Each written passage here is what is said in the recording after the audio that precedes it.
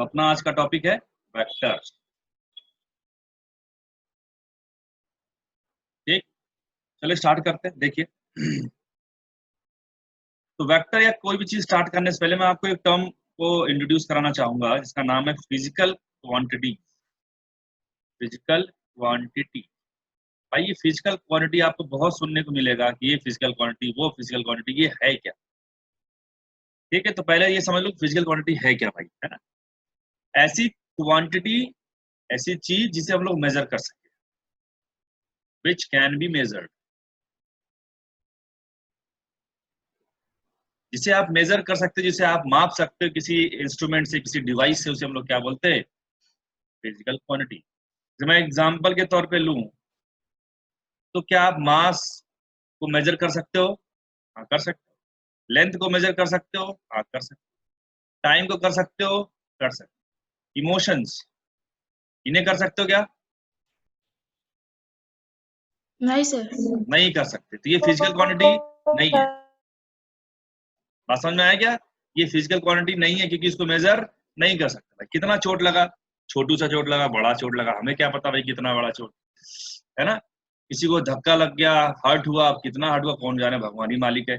तो इमोशंस जो है हम लोग उसे मेजर नहीं कर सकते, इसलिए हम लोग उसे फिजिकल क्वांटिटी नहीं बोलते। सही है ना? तो ऐसी फिजिकल क्वांटिटी, ऐसी क्वांटिटी जिसे हम लोग क्या कर सके, मेजर कर सके, उसे हम लोग क्या करते, क्या बोलते हैं? उन्हें हम लोग फिजिकल क्वांटिटी बोलते हैं। और क्या होता है देखो कि ऐसी क्वांटिटीज जिनकी हेल्प से हम फिजिक्स के डेरिवेशंस लॉज को हम लोग क्या कर सकते हैं, समझ सकते हैं। टूल टू अंडरस्टैंड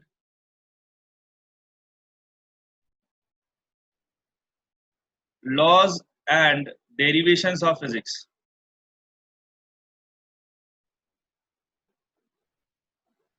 ठीक है,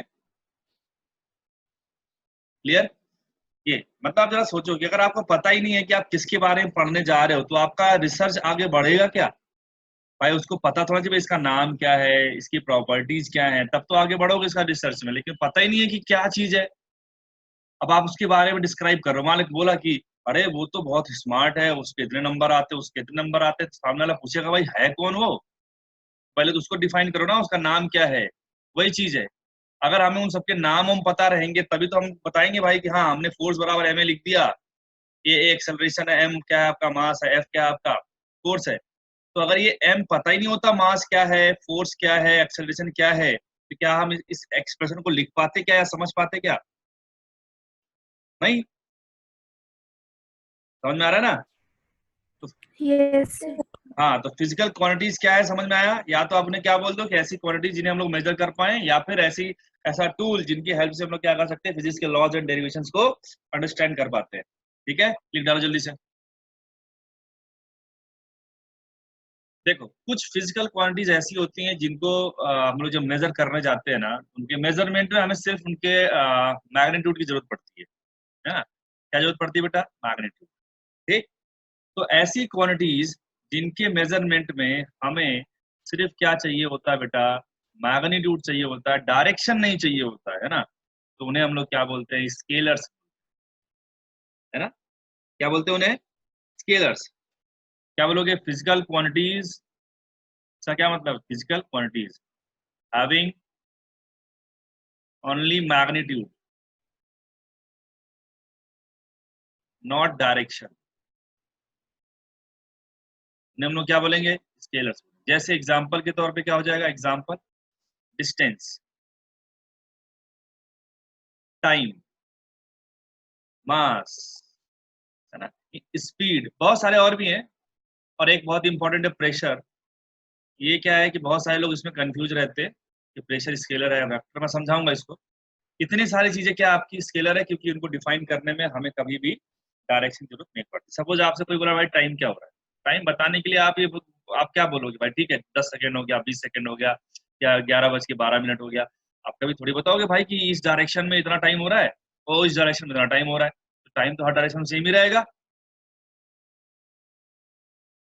सही है ना? तो वही है हमारे लेवल यस पे सर। अगर हम लोग देखें।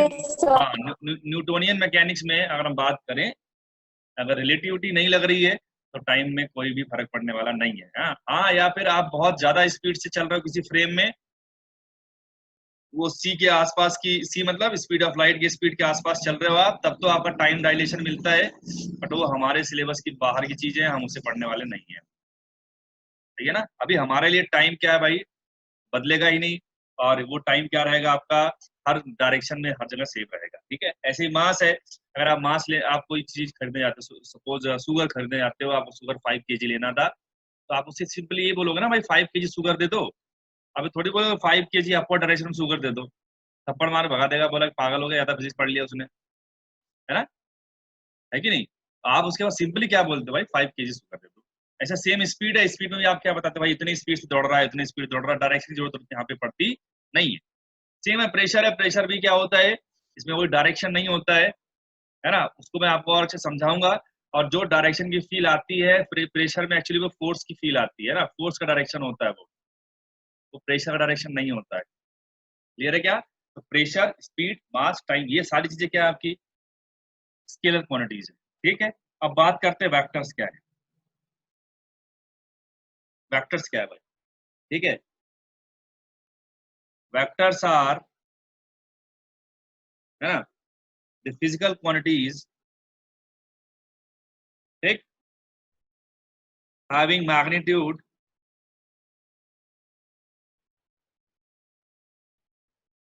as well as direction.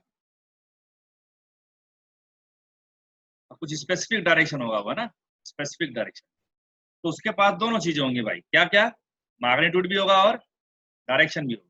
जैसे फोर्स, फोर्स की अगर मैं बात करूं,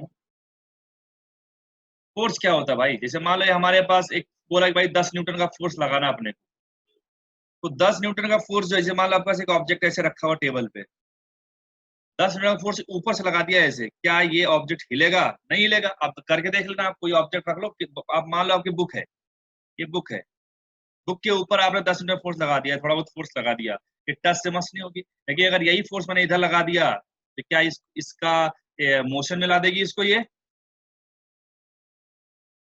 बोलो भाई। यस डायरेक्शन मैटर करता है कि नहीं करता है। Yes sir. तो आपको स्पेसिफिक, हाँ आपको स्पेसिफिक होना पड़ेगा भाई कि ये जो 10 न्यूटन का मैग्नीट्यूड है वो किस डायरेक्शन में लग रहा है। तो फोर्स उसका एक एग्जाम्पल है। फोर्स क्या है भाई, आपको इसको डिफाइन करने के लिए क्या करना पड़ेगा, मैग्नीट्यूड बताना पड़ेगा, डायरेक्शन बताना पड़ेगा। डिस्प्लेसमेंट, ठीक है, आपकी बेसिक्स क्लास में मैंने डिस्प्लेसमेंट बताया था कि इनिशियल से फाइनल पॉइंट की तरफ इसका डायरेक्शन होता है हमेशा, है कि नहीं, इनिशियल पॉइंट और ये फाइनल पॉइंट। तो डिस्प्लेसमेंट भी क्या है, एक वेक्टर क्वांटिटी है जिसके पास क्या है, ये लेंथ जो आया वो मैग्नीट्यूड है, और जो इनिशियल से फाइनल जो डायरेक्शन दिख रहा है, ये जो डायरेक्शन है वो क्या दे देगा हमें, डिस्प्लेसमेंट का डायरेक्शन दे देगा, सही है। ऐसे वेलोसिटी, एक्सेलरेशन, टॉर्क, मोमेंटम, बहुत सारे हैं यहाँ जो क्या है आपके वेक्टर्स हैं, और ठीक है अपन अभी इतना ही लिखते हैं, इट्सेट्रा, ठीक है। नोट कर लो जल्दी से, इतनी पूरी बातें नोट करिए, कोई डाउट आए तो पूछिए।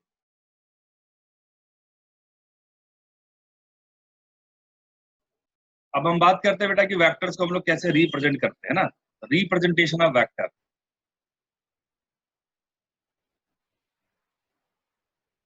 रिप्रेजेंटेशन ऑफ वेक्टर्स, कैसे हम लोग उन्हें किसी वेक्टर को रिप्रेजेंट कैसे करेंगे, देखो। जनरली हम लोग क्या करते हैं कि एक लाइन, अब ऐसा बोलो एरो लाइन से हम डिनोट करते हैं। जैसे देखो मैं आपको कुछ वेक्टर्स की और फील देता हूँ, देखो जैसे मान लो आपने एक लाइन ड्रॉ किया है, इस लाइन का मैग्नीट्यूड फिक्स है क्या, और क्या डायरेक्शन फिक्स है इसका, नहीं। आप इस लाइन को आगे बढ़ा सकते हो, पीछे ही बढ़ा सकते हो, तो कोई चीज भी फिक्स नहीं, ना तो मैग्नीट्यूड फिक्स है ना तो डायरेक्शन। देखिए मैंने एक सेगमेंट उठा लिया भाई, मैं इस सेगमेंट की और पर्टिकुलर बात करूँ, जैसे मैं बोलूंगा लाइन सेगमेंट, ये जो लाइन सेगमेंट आया इसका मैग्नीट्यूड तो फिक्स हो गया भाई, मतलब इसका लेंथ तो क्या हो गया, फिक्स हो गया। अब अगर मैं इसमें एक स्पेसिफिक डायरेक्शन दे दूं, तो क्या ये डायरेक्टेड लाइन सेगमेंट हो गया, हुआ कि नहीं हुआ भाई। और ये जो directed yes line sir. Segment हुआ, इसका लेंथ भी फिक्स हो गया और इसका डायरेक्शन भी फिक्स हो गया। Yes sir. तो आप क्या बोलोगे इस चीज को, इस चीज को नाम क्या दोगे? डायरेक्टेड लाइन सेगमेंट को वेक्टर बोलेंगे। क्या बोलेंगे बेटा? वेक्टर। सही है ना? देखिए, तो वेक्टर्स को रिप्रेजेंट कैसे किया जाता है कि दो पॉइंट्स के बीच में हम लोग क्या करते हैं? लाइन ड्रॉ करते हैं। इसमें से एक को बोलते हैं हम लोग टेल, एक को बोलते हैं हम लोग हेड। सही है? और ये जो दो पॉइंट दिख रहा है आपको, यहां से लेके यहां तक ये जो डिस्टेंस आएगा, इसे हम लोग बोलेंगे, मान लीजिए लेंथ आया, लेंथ ऑफ वेक्टर। ये जो लेंथ आया है, यही क्या कहलाता है? उस वेक्टर का मैग्नीट्यूड कहलाता है। क्या कहलाता है? मैग्नीट्यूड। और डायरेक्शन क्या होगा? डायरेक्शन तो आपको दिख ही रहा है, फ्रॉम टेल टू हेड।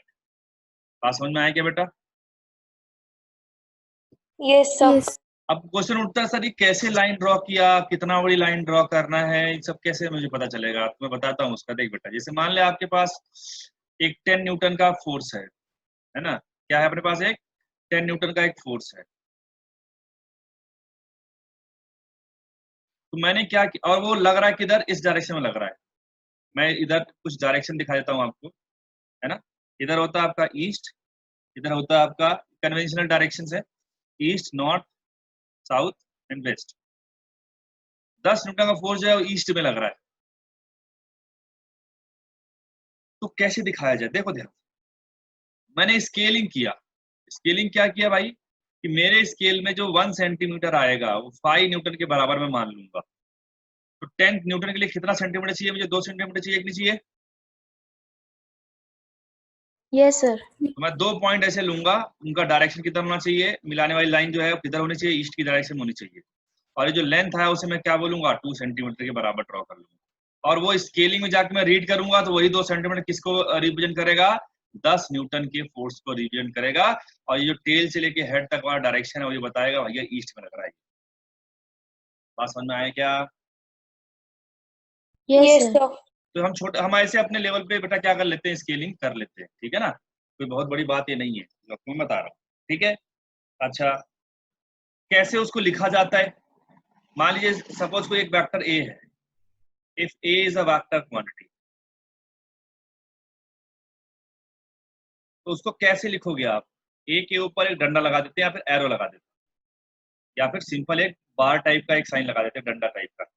ऐसे लिख पाओगे या ऐसे लिख पाओगे? जैसे मैं फोर्स को लिखता हूँ, फोर्स, फोर्स कैसे लिखता हूँ मैं? F vector. सही है ना? एक्सेलरेशन क्या लिखना है? A vector. Velocity vector V vector. Displacement S vector. समझ में आया ना? तो ऐसे लिखने का तरीका है। कई बार डंडा होता है, कई बार इसके ऊपर एरो भी लगा देते हैं। तो चॉइस आपकी है, जैसा आपको लिखना करना कर लो। दोनों में दोनों ही सही है। ठीक है, नोट कर लीजिए। आप पैरेलली शिफ्ट कराओगे इधर उधर, तो उसका मैग्नीट्यूड चेंज होना, उसका सिग्निफिकेंस चेंज नहीं होगा, क्योंकि ना तो उसका मैग्नीट्यूड चेंज होगा, ना ही उसका डायरेक्शन चेंज होगा।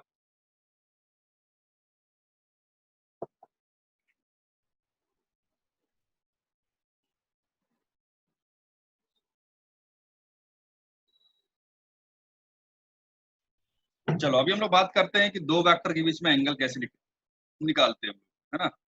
तो अपना हेडिंग है angle between the vectors. Angle between two vector.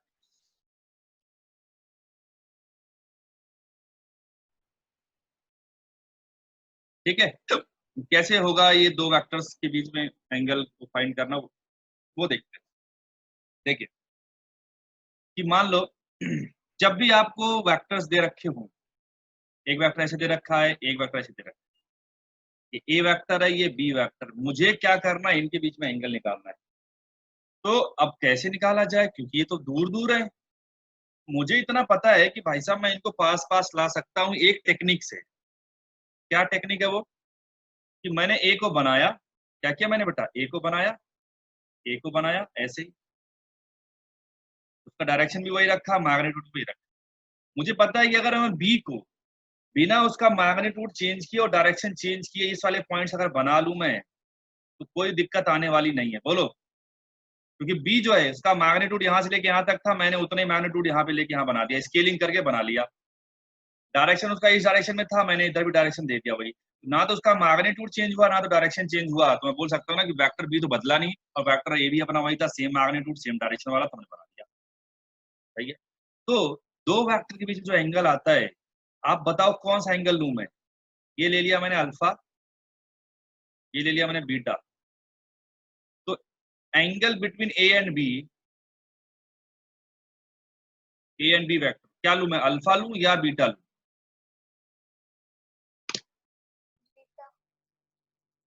बेटा बीटा। बीटा बेटा, क्या लेना अपने को, बीटा। ठीक है, अच्छा मान लो मैं अगर इसी एग्जाम्पल को ऐसे लेता, ए वेक्टर ऐसे था, मैं बी को ऐसे बना दिया, अभी भी ना तो बी का मैग्नीट्यूड चेंज किया मैंने, ना ही डायरेक्शन चेंज किया। देखो सेम चीज किया, बस मैंने इस वाली चीज को शिफ्ट करके इसी लाइन पे यहाँ रख दिया। ये ए वेक्टर, अभी भी देखो ए और बी वेक्टर दोनों नहीं बदले हैं। अब बताओ मेरे को मैं क्या लूं, अल्फा लूं या बीटा लूं? Alpha. Angle between A vector and B vector क्या लेना चाहिए, अल्फा या बीटा? अल्फा।